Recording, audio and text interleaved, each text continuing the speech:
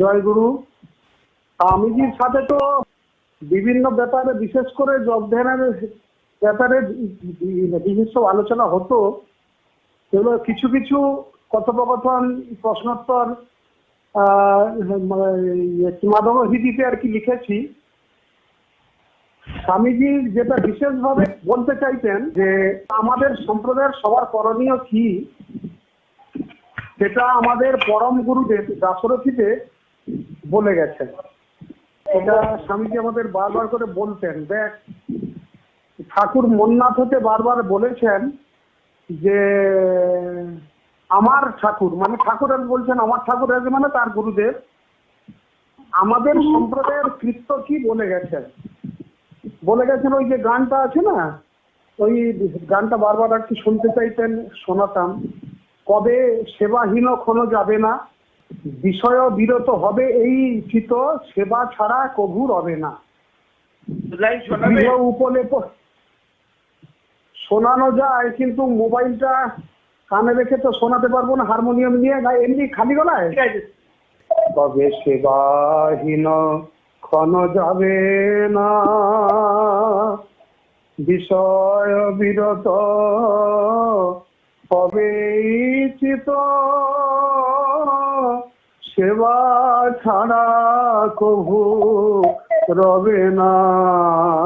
কবে সেবাহীন ক্ষণ যাবে না, গৃহ উপলেপ মন্দির মার্জন, শ্রীঅঙ্গ হইতে নির্মাল্য মোচন, তুলসী চন্দন কুসুম চয়ন, আত্মময় ইষ্ট ভাবনা। তবে সেবাহীন ক্ষণ যাবে না। আর যে লাইনটার ওপর স্বামীজি বিশেষ জোর দিতেন, মন্ত্র জপ সহ স্বরূপ চিন্তন, মন্ত্র জপ সহ স্বরূপ চিন্তন, সুক্ত স্তুতি পাঠ নাম সংকীর্তন, বেদ পুরাণ আদি শাস্ত্র অধ্যয়ন, যথাবিধি দেব অর্চনা। কবে সেবাহীন ক্ষণ যাবে না, পঞ্চবিধ পূজায় অনুষ্ঠানে রহিব নিয়ত বাধ্যকায় মনে, প্রেমময় পুঁজি প্রেম উপাদানে, জুড়াবে যতে কো যাতনা। কবে সেবাহীন ক্ষণ যাবে না। ভেঙে ভেঙে আর কি যেটা বলতেন, পঞ্চবিধ এই পূজা অনুষ্ঠানে আমাদের সম্প্রদায়ের কৃত্য হচ্ছে এই 5টি পূজা অনুষ্ঠান। কি পূজা না, মন্দির মার্জন, গৃহ উপলেপ। সংসারটাকে যদি তার ভাবা হয়, তাহলে সমস্ত সংসারের কাজ তার কাজ। প্রিয়াঙ্গ হইতে নির্মাল্য মোচন, গৃহ দেবতার অঙ্গ থেকে নির্মাল্য মোচন, তুলসী চন্দন কুসুম চয়ন, এটা হচ্ছে 1 নম্বর। 2 নম্বর হচ্ছে আত্মময় ইষ্ট ভাবনা। সমস্ত ইষ্টের ভেবে, আত্মময় ভেবে, আমি দেহ নই আত্মা, এটা ভেবে আত্মচিন্তা, আত্মময় হয়ে সমস্ত কিছু করা। সমস্ত আমার গুরুদেবকে যদি ইষ্ট ভাবি গুরুদেবের, নাহলে ইষ্ট যদি ভাবি কৃষ্ণ, রাম, বিষ্ণু, নারায়ণ ইত্যাদি, জগন্নাথ ইত্যাদি, তাদের এই ইষ্ট ভাবনা, আত্মময় ইষ্ট ভাবনা, আর এই হিসাবে সেবা। 2 নম্বর হলো। 3 নম্বর হচ্ছে মন্ত্র জপ সহ স্বরূপ চিন্তন। আমি বললাম, স্বামীজি জপ তো করছি, না জপ করছিস? আমি হ্যাঁ জব তো করি। তো একটু হাসলেন, আমি বললাম হাসলেন, বলে দেখ সারাদিনে যদি একটি জব হয়, সারাদিন কি রে, যদি সপ্তাহে একটি, যদি মাসে একটি মন্ত্র জব হয়ে যায় অনেক, সে কি, তো অনেক জব করি। তখন বললেন ঠিক আছে করছিস কর। আমি বললাম মানে আপনি এটা বললেন, বলে একটি জব হলেই সব হয়ে যায়, যেটা বাবা আমাদের বুঝিয়েছিলেন, আমরা বাবা করিয়ে নিয়েছিলেন, এখনো বিস্মরণ হয়ে যাই, আর সেটা ভেবেই তো খুব কষ্ট হয়। তো আমি বললাম সেটা কেমন, সে মন্ত্র জপটা কেমন? তখন বললেন ভেগে যে মন্ত্র জপ সহ স্বরূপ চিন্তন। বললেন মন্ত্র জপ হচ্ছে কিসের দ্বারা? জিহ্বার দ্বারা, শরীরের একটা ইন্দ্রিয়ের দ্বারা। মন্ত্র জপ করছে কে? মন। তাহলে মন মন মন যুক্ত হলো সেই ইন্দ্রিয়টার সাথে। মন একটা ইন্দ্রিয়, মুখ্য ইন্দ্রিয়। এ হচ্ছে কথা যে মন্ত্রের মন্ত্র অক্ষর, সেই অক্ষরের চিন্তা, লিখে লিখে জপ। কোথায় লিখবে? আমি বললাম কোথায় লেখা হবে না কেন, হৃদয় হৃদয় হৃদয় হৃদয় হচ্ছে বৃন্দাবন, আর ভ্রু মধ্য হচ্ছে কাশী, আর গুরু আছেন সহস্রায় মস্তকের ওপরে, তিনটের একটা জায়গায়। আমি এগুলো বলেন না কেন, বলে তো আর জিজ্ঞেস করিস না। আর তাই বলে ঠিক আছে বলুন। বললেন এই জায়গায় মন্ত্র লিখে লিখে জপ। মন্ত্র লিখবি, মন্ত্রের স্বরূপ চিন্তন করবি, ইষ্টের চিন্তা করবি, তার সর্বাঙ্গ অথবা যে কোনো অঙ্গ। যদি গুরুকে ভাবিস গুরুকে, তাহলে ইষ্টকে ভাবলে ইষ্ট। কেউ যদি বাবা মাকে ভাবে বাবা মা, যদি কেউ পবিত্র কোনো ফুল ভাবে ফুল, একটা কিছু ভেবে সেইভাবে মন্ত্র জপ করা। দেহ মন প্রাণ তিনকে এক করে। আমি বললাম ওরে বাবা, না তাই তো বলছি, যদি একটি মন্ত্র জপ করতে পারিস যথেষ্ট। বাবা যা বলতেন, বাবা যা করিয়েছিলেন আমাদের, বুঝিয়েছিলেন, ভাবলাম এই তো বিরাট অনুভবের কথা। না তাই তো অনুভবই তো। এইভাবে যেটার উপর তিনি বিশেষ জোর দিতেন, মন্ত্র জপ সহ স্বরূপ চিন্তন, মন্ত্রের স্বরূপ চিন্তন, নিজের স্বরূপ চিন্তন, শ্রীগুরুর স্বরূপ চিন্তন, এসব করতে করতে মন্ত্র জপ। তারপরে সুক্ত স্তুতি পাঠ, এটা 3 নম্বর আর কি গেল। 4 নম্বর হচ্ছে সুক্ত স্তুতি পাঠ, বিভিন্ন স্তোত্র যেগুলো ঠাকুর আমাদের দিয়ে গেছেন। ঠাকুরের কথা এসে যাচ্ছে চৈকালিক স্তবমালা, দেখুন কি সুন্দর। 3 বেলা প্রার্থনা করবি। আমি বললাম কেউ অন্যমনস্ক হলে কি করবে? যেগুলো আমাদের প্রত্যেকের কাজে লাগবে, আপনাদেরও তোমাদেরও লাগবে। তা আমি বললাম কেউ অন্যমনস্ক হলে কি করবে? বলে বাবা যেটা বলতেন যে জপের জায়গাটা ঠিক রাখবে, একটা নির্দিষ্ট জায়গায় প্রতিদিন বসতে পারলে ভালো। আর তোমরা সাধুদের আর কি মতো তো পারবে না, আসনটাও এক জায়গায় পেতে রাখতে হয়। সোনাল দ্বারা আর নিশ্চয়ই দেখেছেন, স্বামীজি আসনটা জায়গায় পাতা থাকতো, আসনটা নাড়া হতো না। এটা সাধুদের আর কি ব্যাপার, কিন্তু গৃহীরা তো পারবে না বিভিন্ন সময় বিভিন্ন জায়গায় আসন। তা ঠিক আছে, একটা নির্দিষ্ট ঘরে একটা নির্দিষ্ট জায়গায় আসন পাতবে, আসনে বসবে। সেই সময় ঘরে কেউ না এলে ভালো হয়। আর যদি মনটা অস্থির হয়, তাহলে চোখ দুটো যে সোজা দেওয়ালে পড়ছে, সেইখানে মন্ত্রটা লিখে লাগিয়ে দাও, কেউ যেন না দেখতে পায়। এবার তুমি মন্ত্র দেখতে দেখতে, মন্ত্রের স্বরূপ চিন্তন করতে করতে জপ করতে সুবিধা হবে। এসব সুন্দর সুন্দর জিনিস বলে গেছেন, শিখিয়ে গেছেন, আমরা স্টাডি করে বিরাট উপকার পেয়েছি। তো অনেককে বলি, যারা খুব আগ্রহ নিয়ে জানতে চায় নিশ্চয়ই বলি। এবার এইভাবে করে সেইটাই হৃদয়ে লেখা, সেই মন্ত্রটাই হৃদয়ে লেখা। যেমন ঠাকুর বললেন নাম কর, নামকে দেখতে দেখতে, অর্থাৎ নামাক্ষরকে দেখতে দেখতে, সামনে দেখতে দেখতে নাম কর। বিরাট কনসেন্ট্রেশন আসে, বিরাট একটা অনুভব আসে। সেগুলো স্বামীজি আমাদের এভাবে আর কি শিখিয়েছিলেন। তো এইভাবে হৃদয়ে লিখে লিখে মন্ত্র, তোমার যে মন্ত্র স্বামীজি দিয়েছেন, গুরুদেব দিয়েছেন, ঠাকুর দিয়েছেন, সে মন্ত্র হৃদয়ে লেখো।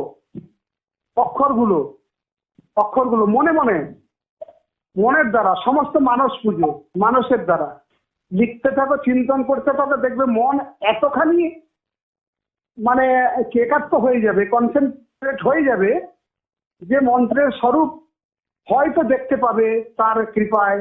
এবং মন্ত্রের একটা দিব্য জ্যোতি ছটা, যেগুলো বলতে নেই, আমরা আমাদের কৃপায় একটু একটু পেয়েছি, সেগুলো সবাই পাবেন, সবাই পাওয়ার অধিকারী। কারণ জীব মাত্রই তো তার অংশ, তিনি তো জীবের কল্যাণের জন্যই এই মন্ত্রের বিধান। সৃষ্টির যে বিভিন্ন সম্পর্ক আছে তার মধ্যে সবচেয়ে বড় সম্পর্ক হচ্ছে গুরু শিষ্য সম্পর্ক। সেই সম্পর্ক তো ভগবানই সৃষ্টি করেছেন। সুতরাং গুরু আসেন আমাদের জীব মাত্রই কল্যাণের আর কি জন্যে। আমরা প্রত্যেকেই সেই অনুভবী হতে পারি, সে অধিকার প্রত্যেকের আছে, প্রত্যেকেরই আছে। যেটা আমরা ত্রেতায় রাম চরিত্রে দেখতে পাই, রাম সমস্ত অনার্য জাতিকে উজ্জীবনের জন্য বনে গেলেন, যে ভগবান কৈকেয়ীর আদেশে পিতৃসত্য পালনের জন্য বনে গেলেন, কেবল অনার্য জাতিকে উত্তোলনের জন্য। অর্থাৎ সবাই ভগবানের সন্তান, এটা বোঝানোর জন্য রামলীলা। দেখুন, এসে যখন রাম ফিরে এলেন অযোধ্যায়, ফিরে আসতে পা ধুইয়ে দিচ্ছে কে? সুগ্রীব, বনের বানর। বেজন করছে কে? চামর বেজন করছে কে? বিভীষণ রাক্ষস। আর মাথায় ছাতা ধরেছে কে? গুহক চণ্ডাল। সমস্ত অনার্য জাতিদের উদ্ধারের, উত্তোলনের, উজ্জীবনের জন্য রাম। সেই রামই স্বয়ং ভগবান সীতারাম, যেটা আপনারা স্বামীজির আর কি কাছে শুনেছেন নিশ্চয়ই। আর ঠাকুরের লীলায় আর কি শুনেছেন, সেই ঋষিকেশে ঠাকুর শিশু গাছের নিচে বসে আছেন। এক সাধু বাবা এলেন। সাধু বাবা, কোনো সাধু মূর্তি এলেই ঠাকুর যে আতিথেয়তা করেন, সেদিন সে আতিথেয়তা করলেন না। এবারে তিনি অনেকক্ষণ বসলেন, তারপর আবার প্রণাম করে চলে গেলেন। তো আমাদের যে ঠাকুরের আর কি সাথে তার শিষ্যদের মধ্যে অনেকে বিভিন্ন স্বভাবের থাকতেন, যেটা আপনারা আর কি জানেন। তার মধ্যে একজন সিআইডিতে কাজ করতেন, হরনাথ দা, যিনি পরে আপনার কচুবেড়িয়া আশ্রমে ছিলেন। তিনি ঠাকুরকে বলে বসলেন, বাবা তিনি কোন শরীর কোথায় থাকেন? ঠাকুর তো ধমক দিয়ে বলবেন না কিছুতে। বললেন, বাবা ইনি কোথায়? বললেন, হিমালয়ের ওই দিকে থাকেন। বলে, বাবা কোনো কথা হলো না। স্বামীজিও জিজ্ঞেস করলেন, বাবা আজকে কি দেখলাম না কি দেখলি? বলে, বাবা কোনো সাধু মূর্তি এলে আপনি আতিথেয়তার জন্য ত্রস্তগ্রস্ত হয়ে যান, কিন্তু এই সাধু মূর্তি এলেন আপনি? বলে, প্রয়োজন ছিল না। বলে, বাবা কোনো কথা হলো না? যতক্ষণ ছিলেন কথা হয়েছে। তারপরে স্বামীজি ওইখানে জিজ্ঞেস করেছিলেন, উনি ওনার পরিচয় না, উনি রামানন্দী সাধু। বলে, উনার বয়স? ঠাকুর বললেন 1200 বছর, 1200 বছর। তো তারপর সেই হরনাথ দা খুঁজে খুঁজে সেই হিমালয়ের সেই অঞ্চলে গিয়ে খোঁজ পেলেন। খোঁজ পেয়ে সিআইডির এক লোক তো আন্দাজে ভাবলেন যে ইনি বাঙালি আর কি শরীর। বাংলায় জিজ্ঞাসা করলেন, আপনি আমার গুরুদেবের আশ্রমে আমার গুরুদেবকে দর্শন করতে গেছিলেন? উনি বাংলায় উত্তর আর কি দিলেন। বলে, হ্যাঁ গেছিলাম। কেন, কি হয়েছে? বলে, কোনো কথা তো হলো না, আপনি কেন গেছিলেন? বলে, কথা হয়েছে। কেন গেছিলাম তোমার শুনে কি হবে, আর তবুও কেন, কি কারণে গেছিলেন? বললেন, আমি রামচন্দ্রের উপাসক, রাম আমার ইষ্ট। পূর্বদিন রাত্রে হনুমানজি দর্শন দিয়ে বললেন, প্রভু এবার অন্য রূপে এসেছেন, যাও এই নাম ঋষিকেশ গঙ্গাশ্রমে আছেন।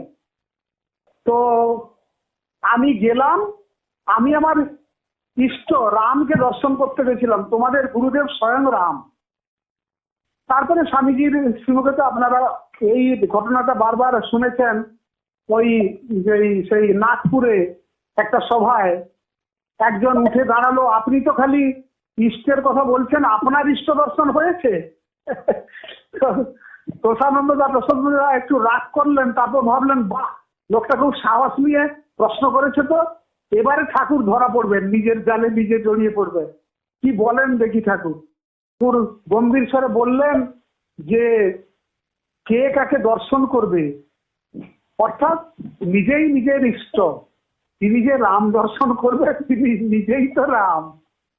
সুতরাং তারপরে স্বামীজি যে কথা বলছেন তোমরা তো জানো যে যখন ২৬ বছর বয়সে সেই ভূদেব চতুষ্পাঠীতে রাত্রিবেলা পদ্মপদ্মা আসনে ধ্যান করছেন, এক মূর্তি বেরোলেন, কে আপনি কে? না আমি তোর গুরু। শিব বললেন আমি তোর গুরু। তাই যদি গুরু হন তাহলে ইষ্ট দর্শন করান। তো শিব ডমরু বাজিয়ে বাজিয়ে তাকেই প্রদক্ষিণ করে রাম নাম করে ঘুরতে লাগলেন। তারপরে স্ত্রী মূর্তি বেরোলেন, আপনি কে? না আমি তোর মা। দিয়ে সেই মাতৃমূর্তি ঠাকুরের আত্মাটাকে নিয়ে, আত্মময় শরীর নিয়ে কোলে বসলেন, আর শিব ডমরু বাজিয়ে বাজিয়ে রাম নাম করতে লাগলেন। ঠাকুর স্বয়ং রাম। সুতরাং এগুলো তো ঠাকুরের কথা, স্বামীজির মুখে আপনারা সবাই শুনেছেন। এই কথাগুলো বারবার আমাদের অনুধ্যান করতে হবে, বারবার অনুধ্যান করতে হবে, চিন্তন করতে হবে। এইভাবে স্বামীজি সব রাম কথার মধ্যে, কৃষ্ণ কথার মধ্যে বোঝাতেন যে ঠাকুর স্বয়ং রাম এবং স্বয়ং কৃষ্ণও বটে। দাশরথী দেব তাকে যে বিশ্বরূপ দর্শন করিয়েছিলেন, সেই অধিকারী, তিনি যে অধিকারী ছিলেন সেটা বোঝানোর জন্যই তাকে বিশ্বরূপ দর্শন করিয়েছিলেন। আর ঠাকুর তো স্বয়ং ভগবানই। এইভাবে ঠাকুরের লীলা, ঠাকুরের কি করে গেছেন আমরা স্বামীজিদের মুখে বছর বছর শুনেছি। স্বামীজির পূর্বজন্মের এক রহস্য আপনারা আর কি জানেন? পূর্বজন্মের রহস্য, তিনি পূর্বজন্মে রামকৃষ্ণদেবের পার্শ্বদ ছিলেন, সেটা আপনারা নিশ্চয়ই জানেন। রামকৃষ্ণদেবের যে বিভিন্ন কথা, সেই প্রসঙ্গ তুলে স্বামীজি বিভিন্ন আলোচনা করতেন অদ্ভুত ভাবে। কত কথা বলবো, অনেক কথা কি মাথায় আসছে, কোনটা বলবো কোনটা বলবো না। আচ্ছা, রামায়ণের আর কি কথা বলি। ভগবান রাম গঙ্গা পারাপার হবেন, চিত্রকূট থেকে বেরিয়ে গঙ্গা পেরিয়ে চলে যাবেন অন্যদিকে। তো সেখানে রাত্রিবেলা গুহক চণ্ডালের আতিথেয়তা স্বীকার করেছেন। গুহক চণ্ডাল পরিবারে জন্মেছে ঠিক, কিন্তু গুহক হচ্ছে কে? না বশিষ্ঠ দেবের পুত্র। বশিষ্ঠ দেবের পুত্র বামদেব, তিনি গুহক রূপে এসেছেন। ভগবান তো সবার সাথে লীলা করবেন না, বিশেষ বিশেষ এছাড়া। তো সেই গুহক চণ্ডালের বাড়িতে আতিথেয়তা স্বীকার করেছেন। সেখানে গুহক চণ্ডাল যে অঞ্চলের রাজা ছিল, চণ্ডালদের রাজা গুহক, তো সেখানে সেই গঙ্গা পারাপারের যে নাবিকদের ঘাট, সেই ঘাটে অনেক নৌকো ছিল, যেগুলো গুহক চণ্ডালের অর্ডারে সবকিছু চলতো। তো এক সময় গুহক চণ্ডাল বিভিন্ন কারণে অসুস্থ হয়েছিলেন। এক নাবিক তার খুব সেবা করেছিলেন। তিনি বলেছিলেন, তুই আমার কাছে কিছু চা। তো তিনি বলেছিলেন, ঠিক আছে, এখন না পরে হবে। তো এই গুহক চণ্ডালের বাড়িতে যখন রাম, লক্ষ্মণ, সীতা আতিথেয়তা স্বীকার করলেন, ওই নাবিক সমস্ত ঘটনা শুনলেন। শুনে সেই দিন রাত্রিতে সেই গুহক চণ্ডালের কাছে প্রার্থনা করলেন যে আপনি যে বলেছিলেন আমাকে বর চাইতে, কিছু চাইতে, আমি আজকে চাইছি, একটা প্রার্থনা করছি। না কি বল? না কালকে এই ঘাটে একমাত্র আমার নৌকো থাকবে। বলে, ও এই কথা, ঠিক আছে, কালকে ঘাটে তোরই নৌকো থাকবে। অর্থাৎ তিনি রামচন্দ্র, লক্ষ্মণ, সীতা দেবীকে পারাপার করবেন। এটা গুহক চিন্তা করে আনন্দিত হলেন। সেই নাবিকের সাথে একটা ভগবানের সম্বন্ধ ছিল, অপূর্ব সম্বন্ধ। এটা স্বামীজির শ্রীমুখে শুনে আমি তো একদম কি আর নিজেকে হারিয়ে ফেললাম। স্বামীজিও চোখের জল ফেলতে ফেলতে সেই প্রসঙ্গ বললেন। কি সুন্দর সে প্রসঙ্গ, অদ্ভুত প্রসঙ্গ। সে প্রসঙ্গটা হচ্ছে যে ভগবান মহাপ্রলয়ে, ভগবান অনন্ত শয্যায় শয়ন করে আছেন, মাথার উপর অনন্ত নাগ, তার সহস্র ফণা বিস্তার করে তাকে ছায়া প্রদান করছেন, মা লক্ষ্মী চরণ সেবা করছেন।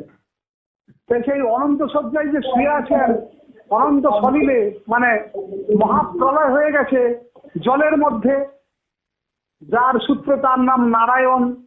নীর যার অয়ন, নারায়ণ। নীর মানে জল, জলই যার কক্ষ, গৃহ, নারায়ণ। তো সেখানে শুয়ে আছেন। হঠাৎ একটি কচ্ছপ, একটা বিরাট কচ্ছপ, তিনি সেই কচ্ছপটি আস্তে আস্তে এসেছেন একটু ভগবানের চরণ, একটু অঙ্গ স্পর্শ করবেন। এবারে যেই মা লক্ষ্মীর দিকে চরণ স্পর্শ করতে গেছেন, মা লক্ষ্মী করে যাও, এখান থেকে যাও, বাবা এখান থেকে হটো। এবারে ভগবান অনন্ত শয্যায় শুয়ে শুনবেন ঘটনাটা, ভীষণ আনন্দ লাগছে। হয়তো আগে শোনেননি, স্বামীজি হয়তো প্রসঙ্গ আসেনি, বলেননি। তো ভগবান আর চোখে তাকালেন মা লক্ষ্মীর দিকে আর কচ্ছপটির দিকে।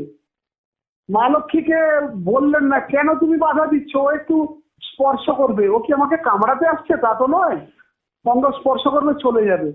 মা লক্ষ্মীকেও কিছু বললেন না, কচ্ছপটিকেও কিছু বললেন না। কচ্ছপটির দিকে তাকিয়ে একটু ঘাড় নাড়লেন, মুচকি হাসলেন। তারপর কচ্ছপটি ঘুরে এসে মাথার দিকে এলেন। মাথার দিকে আসতে অনন্তনাগ ফস ফস করলো, ফস আগে ছাড়লো, এদিকে কেন? অর্থাৎ অনন্তনাগ এবং মা লক্ষ্মী দুজন ভাগ করে নিয়েছেন ভগবানকে, দুজনই সেবা করবেন, আর কাউকে সেবা করতে দেবেন না, আর কাউকে কাছে আসতে দেবেন না। তো তখনও ভগবান আর চোখে তাকালেন, মুচকি হাসলেন। এই দুজনই ত্রেতা যুগে এলেন। অনন্তনাগ কি হয়ে এলেন? লক্ষণ, লক্ষণ হয়ে এলেন। আর মা লক্ষ্মী সীতা হয়ে এলেন। ভগবান তো রাম। এবার ওই নাবিক, ওই কচ্ছপই ওই নাবিক হয়ে এসেছে। ভগবান ইচ্ছা পূরণ করছেন। অদ্ভুত প্রসঙ্গ, অদ্ভুত প্রসঙ্গ এবং অদ্ভুত লীলা ভগবানের, অপরম্পার লীলা। তো সেখানে ভগবান রাম এবার গেছেন, যেতেই নাবিক বলছে হ্যাঁ, তোমার লক্ষণ আগে জিজ্ঞাসা করলেন, হ্যাঁ গো নৌকো তো একটি দেখছি, তুমি আমাদের ওপারে নিয়ে যাবে তো? বলে হ্যাঁ নিয়ে যাব, কিন্তু কিছু সমস্যা আছে। না কি সমস্যা? বলে শুনলাম ওই ওই চরণটা পাথরে লেগে নাকি একটা মেয়ে মানুষ হয়ে গেছে। অহল্যাকে উদ্ধার কি করেছেন? অহল্যা পাশানি ছিল, গৌতম ঋষির স্ত্রী। বললেন যে এই এই এই চরণটা পাথরে লেগে নাকি একটা মেয়ে মানুষ হয়ে গেছে। তা এই চরণটা যদি আমার নৌকোয় লেগে একটা মেয়ে মানুষ হয়ে যায়, আমি কি করব? এই নৌকোই আমার সম্বল, আর এটা আমার ঘরে একটা মেয়ে মানুষ আছে। আবার একটা মেয়ে মানুষ হলে আমার আয় তো যাবে, আর দুটো মেয়ে মানুষকে আমি পালন করবো কি করে? আর ঝগড়া লাগবে, আমি পারবো না, তো হবে না। তাহলে তাহলে কি হবে? বলে হ্যাঁ হতে পারে, হতে পারে। না কি হবে? বলে আমি পা ধুইয়ে দেবো, চরণ ধুইয়ে দেবো। চরণের মনে হয় এ চরণের দোষ নয়, চরণ ধুলোর দোষ। এই ধুলো লেগে পাথরটা মেয়ে মানুষ হয়েছিল। তাহলে চরণ ধুলো আমি রাখবো না, ধুইয়ে দেবো। বলে ভগবান রাম বললেন ঠিক আছে, তুই ধুইয়ে দেবে। তখন নাবিক তখন উল্টো দিকে যাচ্ছে। লক্ষণ বললেন দাদা ও তো অন্যদিকে চলে যাচ্ছে। বলে ধর ধর। বলে কি বাবা তুমি অন্যদিকে যাচ্ছ? বলে তোমরা তো রাজার ছেলে, তোমরা এসব বুঝবে না। আরে একা ধুতে হয় নাকি? আমার ঘরে একজন আছে না, উভয়ে মিলে ধোবো। উভয়ে মিলে, অর্থাৎ স্ত্রীকে ডাকতে যাচ্ছে সহধর্মিনী, দিয়ে বাড়িতে গিয়ে ধেই ধেই করে নাচছে। স্ত্রী ভাবলো আজকে বোধহয় কিছু আয় উপায় বেশি হয়েছে। কি গো এত আনন্দ? বলে আরে আনন্দ দেখবে এসো, আজকে কে পার হবে। যিনি সবাইকে পার করান তাকে আমি পার করব, তিনি এসেছেন পার হতে। বলে সে কি কথা? বলে হ্যাঁ স্বয়ং ভগবান এসেছেন। বলে সে কি কথা? বলে চলো চলো চলো, একটা পাত্র বার করো তো, চরণ ধুতে হবে। সে তখন একটা কাঁসার থালা বার করলো, বলে তুমি মেয়ে মানুষ তো এরকম বোকা, একটা কাঠের বারকোষ, যে বারকোষটায় আমাদের পদ্ধতি রুটি করা হয় ওইটা বার করো না কেন? না কাঠের বারকোষে চরণামৃত রাখলে ওই কাঠে ওই চরণামৃত ভেতরে চলে যাবে, বহুদিন থাকবে, সেই চরণামৃত স্পর্শ আমরা, এই প্রসাদ আমরা পাবো। তবে ঠিক আছে চলো, কাঠের বারকোষ নিয়ে এলো, দিয়ে গঙ্গা জল তুললো, এবারে ভগবান রামের চরণটা ধুচ্ছে, রগড়ে রগড়ে ধুচ্ছে। এবারে রগড়াতে গিয়ে দেখে ধ্বজ বজ্রাঙ্কুশ শঙ্খচক্র গদাপদ্ম বিভিন্ন রকম পায়ের নিচে চরণের নিচে। বলে ওদের এইগুলোর দোষ, এইগুলোকে তুলে দিতে হবে, এগুলো রগড়াচ্ছে খুব। তখন ভগবান রাম লক্ষণ দেখছে এই দুটো চরণ, ভগবানের যে দুটো চরণ, একটা চরণ লক্ষণের, একটা চরণ সীতার, ভাগ সেবা করার, এই দুটো চরণকে নিয়ে ওরা যে রগড়াচ্ছে, বিশেষ করে ওই নাবিক, ভগবান তখন মুচকি হাসছেন, বুঝিয়ে দিলেন একদিন ছুতে এসেছিল, তোমরা ছুতে দাওনি, আজকে দেখো চরণগুলো নিয়ে কি করছে, তোমাদের কিচ্ছু করার নেই। অর্থাৎ আমি ইচ্ছা পূরণকারী, বাঞ্ছাকল্পতরু, আমি যখন আমার জীবের, আমার সন্তানের যখন ইচ্ছা পূরণ করি, কারুর কিছু করা থাকে না। স্বামীজি খুব ভাবাপ্লুত হতেন এই ঘটনা বলতে বলতে। আমি তো এই প্রসঙ্গ শুনে একদম নিজেকে হারিয়ে ফেলতাম। যাই হোক, এখন কথা হচ্ছে যে আমাদের প্রত্যেকের কল্যাণের জন্য তারা এসেছিলেন, তারা আমাদের সমস্ত ইচ্ছা পূরণ করবেন, আমাদের পূর্ণ আশীর্বাদ করেছিলেন, করছেন, করবেন, এ বিশ্বাস রেখে আমাদের তাদের আদেশ মেনে চলা, আদেশ মেনে চলছেন। আপনারা নাম করছেন, সৎসঙ্গ করছেন, বাড়িতে হলেও। এই লকডাউন, এই ভাইরাস, দেখো প্রত্যেকের মধ্যে ইষ্ট চিন্তা, ভগবত চিন্তা, গুরু চিন্তা আনিয়ে দিয়েছে এই ভাইরাস, আনিয়ে দিয়েছে। তো সবাই অবশ ভাবে ভগবানকে ডাকছে, হে ভগবান আর গতি নাই, উদ্ধার করো। কোনো চিন্তার নেই। এ কদিন হয়েছে আমাদের, তিনি বলেছেন না, মদেক প্রাণনাথায় মদেক ত্রাণকারিণে, আমাদের প্রাণনাথ তিনি, আমাদের ত্রাণকারী তিনি। সুতরাং আমাদের কোনো চিন্তা নেই। আমরা যদিও কেউ চলে যাই, বৈকুণ্ঠের দরজা খোলা থাকবে। স্বামীজি বলতেন যদি বাবার হয়ে থাকতে পারি আমরা, কেউ যদি চলে যায়, যে কোনো সময় চলে যায়, সবাই তো আমরা চলে যাওয়ার জন্য এসেছি, কেউ তো থাকার জন্য আসিনি। হ্যাঁ, সুতরাং চলে যাওয়ার জন্য চিন্তা কেন, দুঃখ কেন, কষ্ট কেন, আনন্দ কেন? আবার বলতেন, দেখ বাবা বলতেন যে যে বড় দুঃখ সইতে পারে সেই বড় আনন্দ পাওয়ার অধিকারী। আমরা বড় আনন্দ পাবো কিসে? বড় দুঃখ সইতে পারলে। বলে কি একদম দুঃখের মধ্যে নিজে ইচ্ছে করে ঢুকবো না। শাস্ত্রীয় পথে, গুরুর আদর্শের পথে থাকতে হলে দুঃখ আসবেই, বাধা আসবেই। সেই বাধাকে অতিক্রম করার জন্য যে কষ্ট করতে হয় ওইটাই দুঃখ। যেমন একাদশী, একাদশী আমাদের মানতে হবে। একাদশী তোমরা কে কিভাবে করো জানি না, একাদশী মানতে হয়, একাদশী করতে হয়, একাদশী করতেই হবে, করতেই হবে, করতেই হবে, করতেই হবে অবশ্যই। একাদশী না করলে ঠাকুরকে মানা হলো না, স্বামীজিকে মানা হলো না। যেভাবে হোক একাদশী করতে হবে। একাদশীর বিধি হচ্ছে 3 রকমের। প্রধান হচ্ছে নিরম্ব উপবাস, না হয় কেবল ফল দুধ, কাঁচা জিনিস, কোনো পাক দ্রব্য নয়।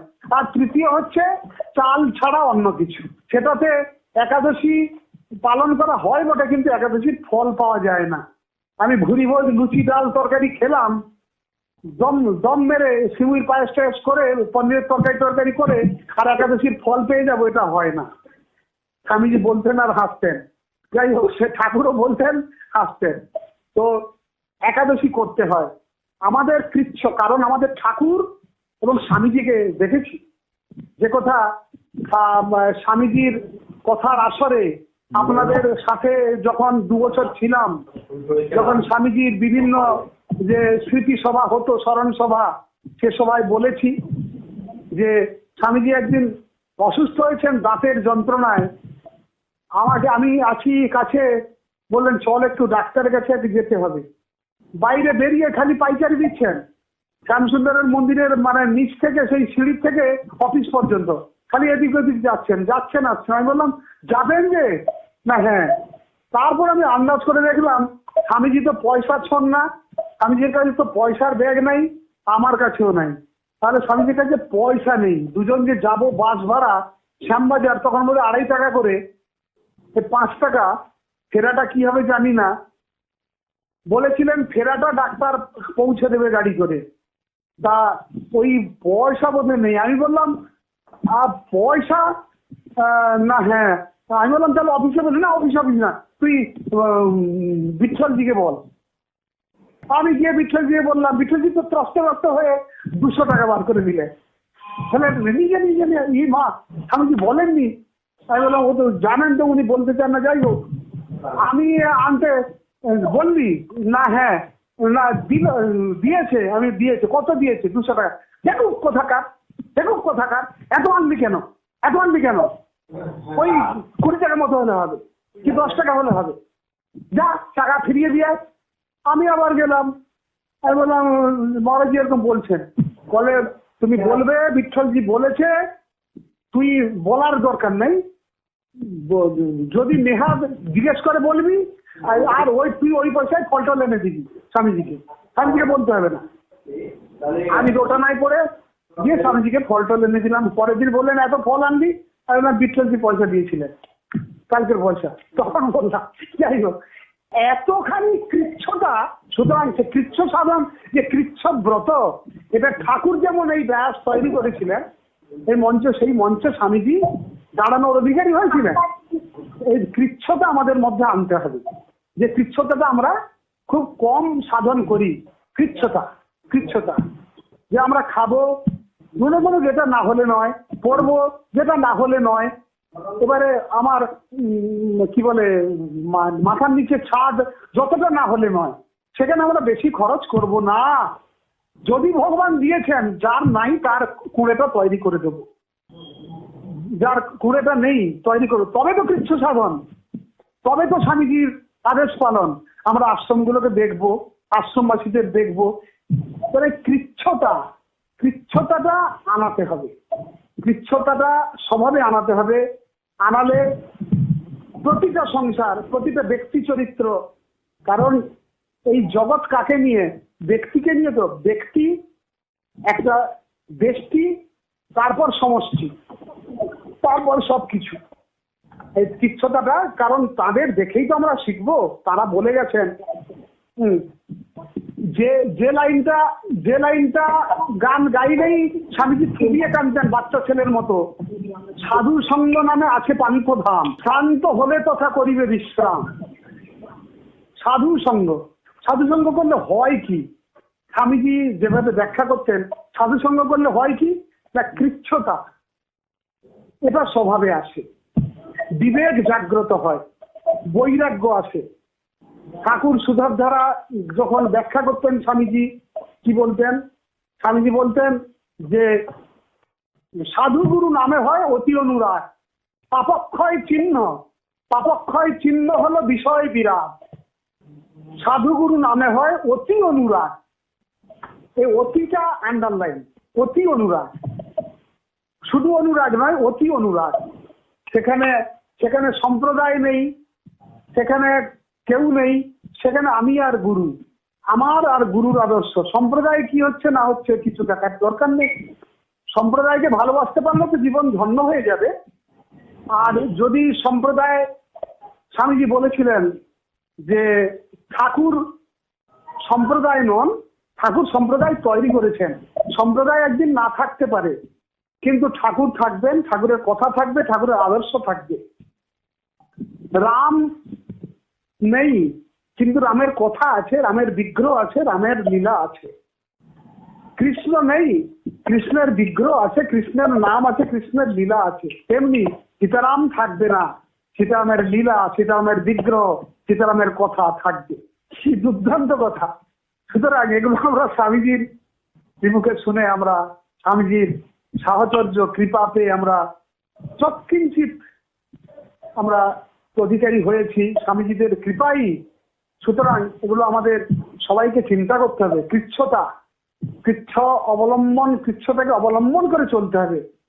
নিজের জন্য যতটুকু না হলে নয় করে পরার্থে বহুজন হিতায় বহুজন সুখায় আশ্রমগুলো দেখতে হবে, আশ্রমবাসীকে দেখতে হবে, নামকারীকে দেখতে হবে, অনাথ আতুর ইত্যাদি সবাইকে দেখতে হবে, সামর্থ্য মতো যে যার মতো এগুলো করতে হবে। করলে কি হবে না, জপের অধিকারী হবে, ধ্যানের অধিকারী হবে, সেবা করার অধিকারী হবে। স্বামীজি এর আগেও বলেছি আপনাদের এই স্বামীজিদের স্মরণ সভায়, স্বামীজি মনে মনে একদিন বিরক্তি একটা ভাব এলো যে খালি সারাদিন কাজ আর কাজ, একটু জব ধ্যান নেই। তো বাবাকে না জানিয়ে জবে বসে পড়লাম। সেবাদাকে দিয়ে ডাকিয়ে পাঠিয়েছেন, ডাকতো কাজ আছে। তা সেবাদা গিয়ে ডাকলেন, আমি আর উঠলাম না, আর চোখে তাকালাম। সেবাদা ঠাকুরকে এসে কি বলেছেন, বেশ কিছুক্ষণ বাদে, 1/2 ঘন্টা 45 মিনিট বাদে এলাম। বাবা বললেন, হ্যাঁ রে ডেকেছিলাম। স্বামীজি বললেন, এইটা এলাম। এতক্ষণ পরে জব করছিলাম। জব করছিলি কি জন্যে? জব করছিলি কি জন্যে? জব করে যার কথা শুনবি, যার সেবা করবি, যার আদেশ মানবি, যাকে দর্শন করবি, যাকে পাবি, সেই তো দেখেছে। ডাকলেই আসতে হয়। তো স্বামীজি কাঁদতে কাঁদতে বললেন, বাবা ক্ষমা করবে না, দেখ যদি জব করে ইষ্ট দর্শন হয়ে যায়, ভগবত দর্শন হয়ে যায়, তারপর ভগবান কি করবেন? ভগবান তো হওয়া যাবে না। ভগবান তো একজন। ভগবানের পার্ষদ হওয়া যাবে, ভগবানের সাথে মেশা যাবে, কিন্তু ভগবান হয়ে যাওয়া যাবে না। বলে তাহলে ভগবান কি করবেন? সেবা করার দায়িত্ব দেবেন। সেবক হবি, বড় সেবক হবি। সেবা করছিস, সেবার চেয়ে বড় কিছু নেই। সব কিছুর ওপরে সেবা। যখন পুরীতে একদিন খুব আমিও অভিমান করে স্বামীজিকে বললাম, স্বামীজি একদিন বললেন, তুই জব টব করিস তো? আমি করবো এইরকম, এই চাবিটা নিয়ে নি, জব করবো, মৌন নিয়ে জব করবো, আপনাদের আর কি মতো চাতুর্মাস্য করবো। তাহলে না, তুই যা করছিস সবকিছুর ওপরে দিয়ে বাবার আর কি প্রসঙ্গটা বললেন। তো এইভাবে যে সেবাটা হচ্ছে সবচেয়ে বড় কথা। হ্যাঁ, যা কিছু করেন না কেন সবার শেষে হচ্ছে সেবা করতে যে শিখেছে সে ভগবানের হয়ে গেছে। সেবকের প্রসঙ্গ মাধবহিজিতে লিখেছি আপনারা। আমি বললাম একদিন যে স্বামীজি আপনি এইরকম সেবা করতেন যে ঠাকুর আপনাকে মা বলে ডাকতেন। কি রকম সেবাটা করতেন একটু শিখিয়ে দিন না। স্বামীজি বললেন, তোর সব কথা। আমি বললাম, হ্যাঁ একটু শুনতে ইচ্ছা করে। কিভাবে সেবা করতেন? না দেখ, সেবার একটা সূত্র আছে। না কি সূত্র? না দেখ, সংসারের কর্তাকে স্বামী, স্ত্রী হচ্ছে কর্ত্রী। সেই স্বামীর জন বলে পুত্রকন্যারও সেবা করে। যদি সেই পুত্রকন্যার সেবা সেই স্ত্রী না করে ছেলে মেয়ে, তাহলে সেই স্বামী কি তাকে ভালোবাসবে? যদি ভালোবাসে তাকে বলা হবে স্ত্রৈণ। স্বামীর লোকজন আসছে, অফিসের লোক, আত্মীয় স্বজন, সব স্বামীর লোক বলে সে সেবা করছে। এবারে সেই রকম আশ্রমের যে সেবা করবি, আশ্রমে যারা আছে তারা কার জন? গুরুদেবের জন, ঠাকুরের জন। এই ভেবে যদি সেবা করতে পারিস তাহলে ঠাকুরকে আলাদা করে ডেকে সন্তুষ্ট করতে হবে না। তার জনকে সেবা করছিস, ঠাকুর তোর উপর সন্তুষ্ট হবে না। তেমনি বাবা ভগবান তারই সব।